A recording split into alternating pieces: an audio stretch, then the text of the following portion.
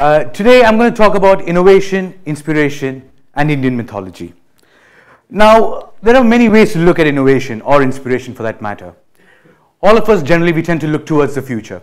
The future, innovation is the future. We need to be inspired. I decided to look backwards. I decided to look back into Indian mythology. Because I'm Indian, it's more closer to me, it's more understandable to me. So this made sense for me. But for you, it might be something different. So right now, I'm actually going to take you a journey of few things, which I feel that were talked about a long time back and might and is probably being used today in today's world. Now again, mythology is based on interpretation. 5 people read mythology, there might be 10 interpretations of it. What I'm presenting right now is my interpretation. Might be wrong, might be right. It's up to you to decide. First, I'll talk about, when I actually decided to talk, I was actually thinking, now what process should I take? How should I go ahead of it? I decided, I'm going to tell you stories. The same way I sat down in the evenings, listening to my grandmom, telling me these stories. Eyes wide open, full of wonder. And then at night, dreaming that I was one of these characters. That's how I started relating to them. First story I'm going to tell you is about a sage called Dronacharya. Don't mind if you can't pronounce the words. It took me 10 years to learn them properly as well. Now, Dronacharya was the fictional teacher of the Pandavas. The Pandavas were the main characters of the book, the Mahabharata, which is one of the epics in Indian culture. And now he was a teacher. Now, I'm not bothered about his teaching techniques, the way he mentored his students or anything. What I want to focus on is his birth. Now, his father was a sage, a hermit, a celibate. He was actually walking down a river one evening, and then he happened to chance his eyes upon the most beautiful woman he has ever laid his eyes on. Hair black as night, eyes blue as the sky. He actually couldn't control himself, he fell in love. But being a sage, being a hermit, family life, children were not allowed, according to culture. But then the beauty of this woman was so much that in the translated text which I referred to, it was written as, he had to let go of his human reproductive fluids. Which I find quite strange because we came up with the Kama Sutra as well. But anyway, this so-called fluids, when it came out, it was not allowed to touch the floor. It was immediately captured into an earthen pot. And Dronacharya, according to the books, was born from that. Now you might imagine, okay, fine, so great, crazy story. What relevance does it have today? Well, test tube babies. Test tube babies are as much a reality today as it was probably in this book. So let's just think. If the person who came up with the concept test tube baby had read this, let's say 10 years earlier, we would have had more births. Now the second story I'm going to tell you is about, again, from the Mahabharata, which is personally my favorite epic. It tells the story of the Pandavas again. Now, Pandavas were actually denied their right to rule over the kingdom by their uncle. Both the fathers were brothers, but the Pandavas were not allowed to, carry on and rule their part of the kingdom, and was taken over by Dhritarashtra. That's the king you can see sitting over here. Dhritarashtra was not only blind, he was also extremely old. So when no negotiations or anything could happen, they moved on naturally to war. And being old, being the king, and being blind, he couldn't actually go out onto the battlefield and witness the battle. So what does he do? He calls his charioteer, Sanjaya, the second person in the picture, as you can see here as well. He calls him and says, listen, you have that gift. You have that gift as to know what is going on exactly right now, wherever you focus on. Tell me what's going on in the war. The whole system of the war that went on for 18, 19 days was relayed to the king, scene, by his charioteer, Sanjaya. Even the Bhagavad Gita, which is actually a part of the Mahabharata, when Lord Krishna tells Arjuna the way of life, it was relayed to the king by Sanjaya. Again, I ask you, can any of you guess what relevance does this have today? Where can we see it in today's modern world? We have live television. We have live television, we have live radio, we have live commentary. Again, could be an inspiration. I'm not saying it is. Could be. Next, I move on to another book. It's a book called the Ramayana. It talks about Sri Rama and his story. Now, in the book, the Lord Sri Rama, the person in the center, he was actually sent on exile. His father actually had promised his stepmom that he would make her son the king. And so for that, he was actually sent into exile. And now during the exile, an unfortunate thing happened. The king of a neighboring country, Lanka, Ravana, fell in love with his wife, abducted his wife, took her all the way to Lanka on something called a Pushpak Viman, which is actually a modern day flight. In fact, the description in the books quite reminds me of an Airbus 350 with the business class, because it has said the chambers of the king were adorned with jewels and it had people serving him, etc., etc. But that I wouldn't be focusing much on that right now. So now he actually took them. The queen Sita, Rama's wife, was taken to Lanka by the king. And now Rama, he was on exile. He didn't have an army to fight for him. So what he did, he took help of the Vanara Sena, which literally translated means the monkey army. His army was made up of monkeys, a few bears, and I think, if my understanding is correct, 3 or 4 humans. They moved all the way to Lanka, fought the battle, and won the battle. Came back with the wife. Now, again I ask you, what can we infer from this? As my interpretation again is that animals can be used for warfare, for security, etc. If any of you don't believe me, we have sniffer dogs to sniff out bombs, drugs, etc. Dolphins have been used to track submarines and mines that are still there from the World War and the Cold War, etc. Sea lions are used for similar purposes, to guide, for tracking missiles, etc. So again, like I'm telling you, innovation and inspiration are 2 sides of a coin. You're inspired to innovate, and your inspiration can come from anywhere. Next, this is a little longer story, and I want you to pay a little attention if possible. And some of you have notes and papers down, so you can probably take down notes. What I'm going to talk to you right now is about the Dashavatara, or the 10 incarnations of Vishnu. Okay, so I wouldn't dwell too much into the details, because then I would be short of time. The first avatara was called the Muttsy of Acara, wherein he took the form of a fish to save humanity from the impending floods and destruction. Remember, a fish. Second is called the Kurma Avatara. He took the form of a tortoise. A tortoise, an animal which can live on land as well as water.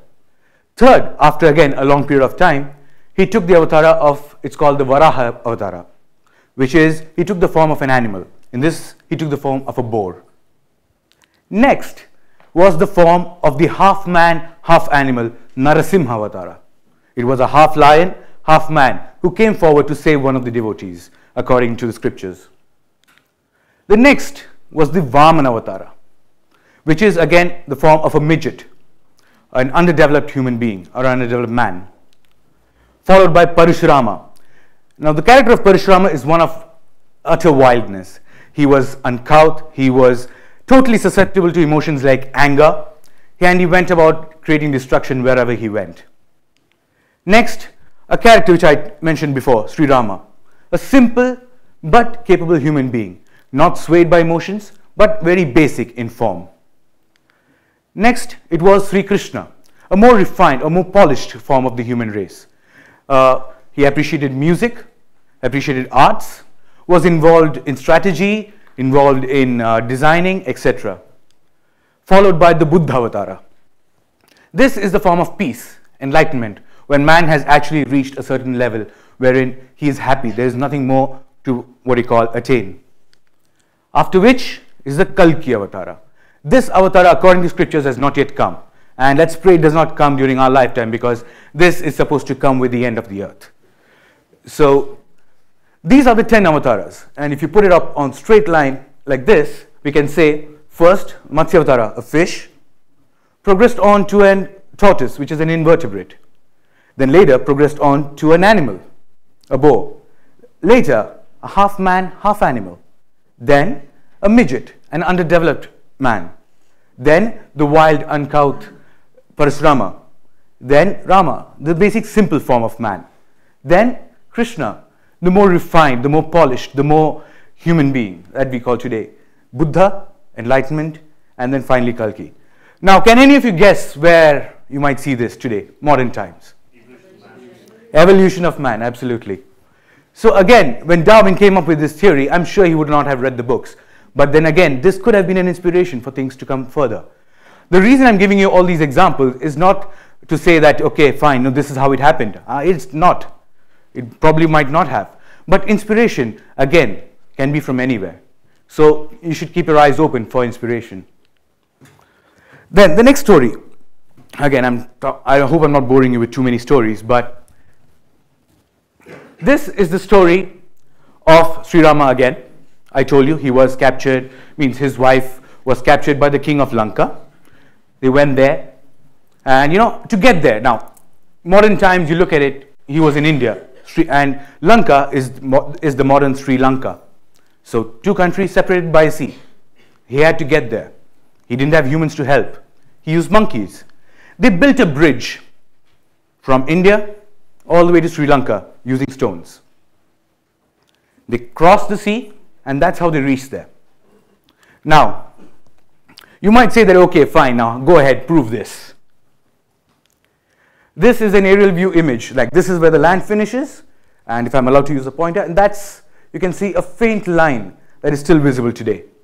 This bridge was constructed almost, I think, if I'm not wrong, it was around 1500 BC.